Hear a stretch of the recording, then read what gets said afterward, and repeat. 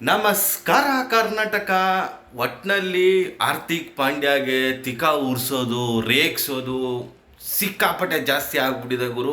ಒಟ್ನಲ್ಲಿ ಬೆಂಕಿ ಹಚ್ಬಿಟ್ಟಿದ್ದಾರೆ ಒಟ್ನಲ್ಲಿ ಫ್ಯಾನ್ಸು, ರೋಹಿತ್ ಫ್ಯಾನ್ಸ್ ಅಂತೂ. ಮತ್ತು ಇವತ್ತು ವಿಶೇಷ ಏನಪ್ಪ ಅಂದರೆ, ಇವತ್ತು ವಾಂಖೇಡೆ ಸ್ಟೇಡಿಯಂ ಮುಂಬೈಯಲ್ಲೇ ಮ್ಯಾಚ್ ಇದೆ RR ಮೇಲೆ. ಮತ್ತು ಇದರಲ್ಲಿ ಏನಾಗಿದೆ ಅಂದರೆ, ಹಾರ್ದಿಕ್ ಪಾಂಡ್ಯಾಗೆ ಸಿಕ್ಕಾಪಟ್ಟೆ ಸೆಕ್ಯೂರಿಟಿ ಕೊಡ್ತಾ ಇದ್ದಾರೆ ಗುರು. ಮತ್ತು ಇನ್ನೊಂದೇನಪ್ಪ ಅಂದರೆ, ಸ್ಟೇಡಿಯಮ್ಮಲ್ಲಿ ಅವ್ರ ಬಗ್ಗೆ ಕೆಟ್ಟದಾಗಿ ಯಾರು ಮಾತಾಡಂಗಿಲ್ಲ, ಕಿರ್ಚೋಂಗಿಲ್ಲ ಅಂತ ಹೊಸ ರೂಲ್ಸ್ ಒಂದು ತಂದಿದ್ದಾರೆ. ಯಾರಾದರೂ ಕಿರ್ಚಿದ್ರೆ ಸ್ಟೇಡಿಯಮ್ಮಿಂದ ಅವ್ರನ್ನ ಹೊರಕ್ಕೆ ಹಾಕ್ತಾರಂತೆ. ನನಗಂತೂ ನಿಜವಾಗ್ಲೂ ಆಶ್ಚರ್ಯ ಆಗ್ತಿದೆ. ಏನಕ್ಕಂದರೆ, ಆ ಥರ ಕಿರ್ಚಿ ಬೈಯೋದ್ರಿಂದ ಯಾರಾದರೂ ಆ ಥರ ಮಾಡಿದ್ರೆ ಅದರಲ್ಲಿ ಇಡೀ ಏನಿಲ್ಲ ಅಂದರೂ ವಾಂಖೇಡೆ ಸ್ಟೇಡಿಯಂ ತುಂಬ ಹಾರ್ದಿಕ್ ಪಾಂಡ್ಯ ವಿರುದ್ಧವಾಗಿ ಮಾತಾಡ್ತಾರೆ. ಹಂಗಾರೆ ಈ ಸ್ಟೇಡಿಯಮ್ಮೇ ಖಾಲಿ ಮಾಡಿಸ್ಬೇಕಾಗುತ್ತೆ ಫ್ಯಾನ್ಸ್ನ.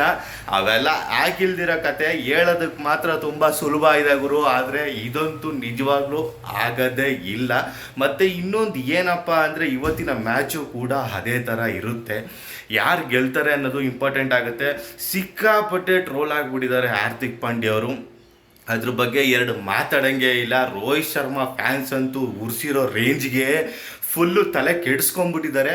ಮತ್ತು ಇವತ್ತಿನ ಮ್ಯಾಚು ತುಂಬ ಇಂಪಾರ್ಟೆಂಟು. ವಾಂಖೇಡೆ ಸ್ಟೇಡಿಯಮಲ್ಲಿ ಏನಾದರೂ ಸೋತ್ರೆ ಹಾರ್ದಿಕ್ ಪಾಂಡ್ಯಾಗೆ 2 ಮ್ಯಾಚ್ ಡಮಾರ್ ಆಗಿದೆ. ಇದು 3ನೇ ಮ್ಯಾಚು ಚಿತ್ರಾನ್ನ ಆಗೋದ್ರೆ ಪಕ್ಕ ಈ ಫ್ಯಾನ್ಸ್ ಏನು ರೇಗ್ಸೋದು, ಅವನೇ ಓಡೋಗ್ಬಿಡ್ತಾನೆ ಮುಂಬೈ ಇಂಡಿಯನ್ಸ್ ಬಿಟ್ಬಿಟ್ಟು ಅಂತ ನನಗೆ ಅನ್ನಿಸ್ತಿದೆ. ಒಟ್ಟಿನಲ್ಲಿ ಸ್ನೇಹಿತರೆ, ಸ್ವಲ್ಪ ಕೂಲಾಗಿ ಈ ಥರ ಇರಲ್ವ ಇವತ್ತು ವಾಂಖೇಡೆ ಸ್ಟೇಡಿಯಮಲ್ಲಿ ಫ್ಯಾನ್ಸು? ನೋಡೋಣ ರೋಹಿತ್ ಫ್ಯಾನ್ಸು. ಇದ್ರ ಬಗ್ಗೆ ನಿಮ್ಮ ಅಭಿಪ್ರಾಯ ಏನಾದರೂ ಇದ್ದರೆ ಕಮೆಂಟ್ ಬಾಕ್ಸಲ್ಲಿ ತಿಳಿಸಿ. ಹಾಗೆ ನನ್ನ ಚಾನಲ್ನ ಯಾರ್ಯಾರು ಸಬ್ಸ್ಕ್ರೈಬ್ ಮಾಡ್ಕೊಂಡಿರೋ ಸಬ್ಸ್ಕ್ರೈಬ್ ಮಾಡ್ಕೊಳ್ಳಿ, ಸಪೋರ್ಟ್ ಮಾಡಿ. ನಮಸ್ಕಾರ.